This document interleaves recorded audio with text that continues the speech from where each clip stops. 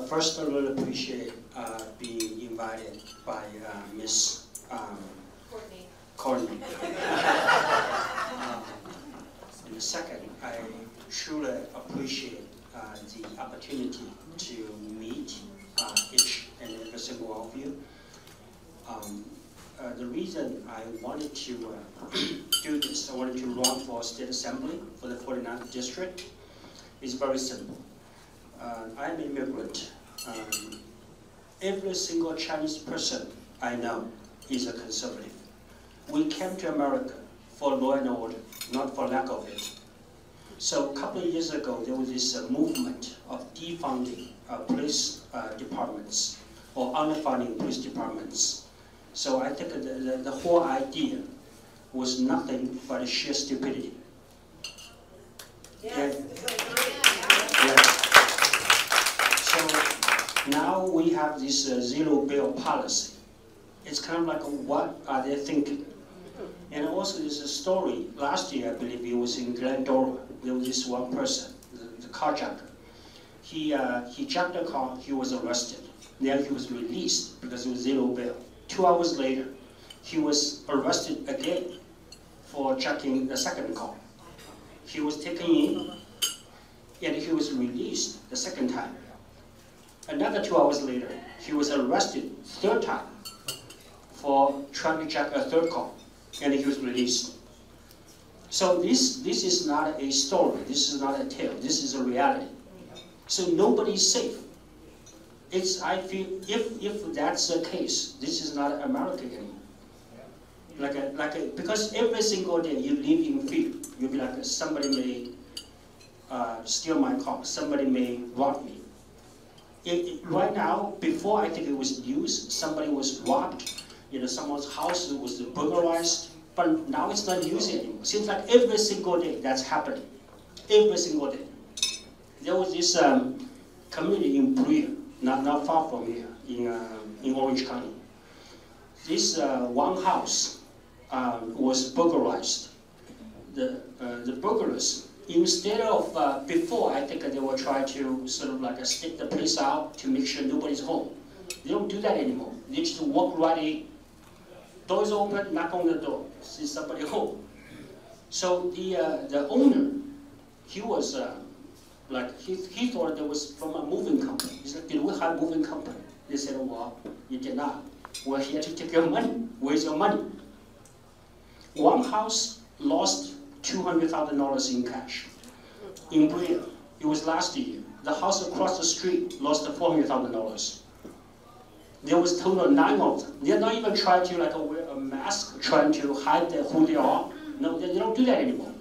Yeah, it's like they feel like it's just, they knock on someone's door, can't get a water from you. It's like that. So, till this day, my understanding is that those people have not been caught. They're somewhere.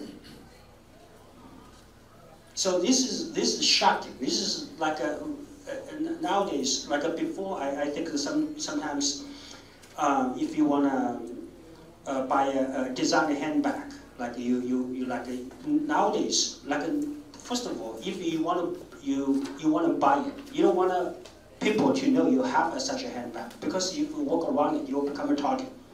You will get robbed. In addition to that, it's very dangerous.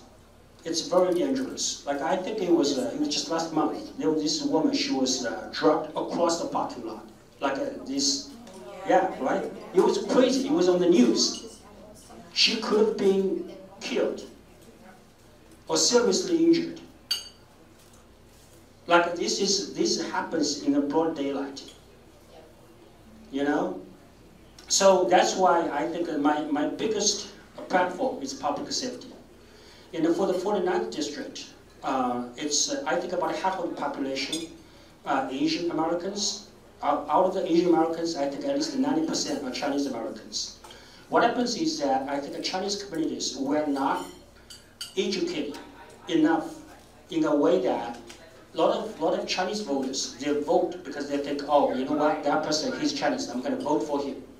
That's bad. You should vote for their ideas, not for the color of their skin. You know? So what happens is that in addition to public safety, I think that the education is also a big issue. And also taxes. Seems like right now, everything is probably like twice of how much they were like 5 years ago. You know, like the gas price, everything goes up.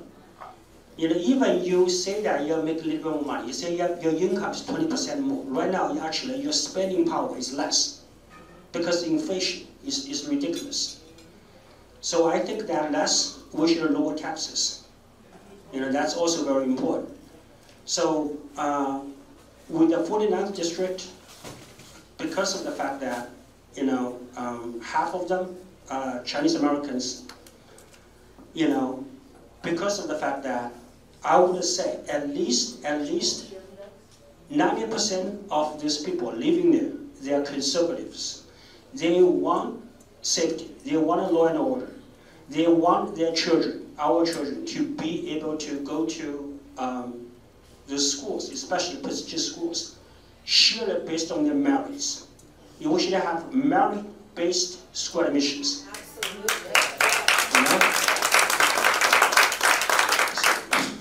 You know, I have a friend. He's white. When he applied for law school, Harvard Law School, if the school admission was surely based on merits, he could have gone to Harvard Law School. Because of the fact that he is white, he got into University of Pennsylvania School of Law. I mean, it's not a bad school, but it's no Harvard, you know? So it's, come on, like seriously, you know? So I think that when Dr. Martin Luther King, when he had this very famous speech, he said that we should be judged by the content of our character, not the color of the skin. This affirmative action, before there was ACA 5, Proposition 16, all those laws, all those bills, you know, in essence, it was discrimination. Basically, if you are of certain race, you will be treated differently. You know, that goes against what Dr. King said. You know, if he were alive, he would have said, no. The Proposition 16, ACA 5, affirmative action, that's bad. It's bad law. So my platforms, in essence, I would say, would be public safety, school admissions, surely based on merits. Merit-based school admissions, and then low taxes.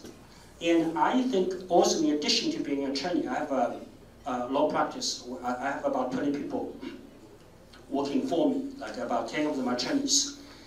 I never actually thought I was going to run for public office because I had a very busy practice. But in the past few years, you know, I've seen all those things, like a woman being dropped across the parking lot, you know, just those people just walking to someone's house, asking for their money. They're not even trying to hide. You'll be like, hey, Alex, how much money do you have? Here. Yeah, why can you make me some tea? Seriously. Well, I was like, what's happening? You know, I did not come to America for this. You know, we need to make some changes. And I think that because of the fact that like 90% of Chinese Americans living in the 49th district are conservatives. I can say that with 100% certainty. I'm pretty confident, not just that, also the fact that I have my own actually sort of TV show. It's been running for about 4 or 5 years. You know, I have a bit of a name in Chinese community, so I go to a restaurant. Generally speaking, I don't have to wait in line, so so that's why I look like this. So that's why I'm pretty confident we can take 49th district back. Yes. We'll do it one by one, yes. District by district, step by step. I think eventually we can take back California, we can take back America. Yes. Yeah. Yeah. Thank you.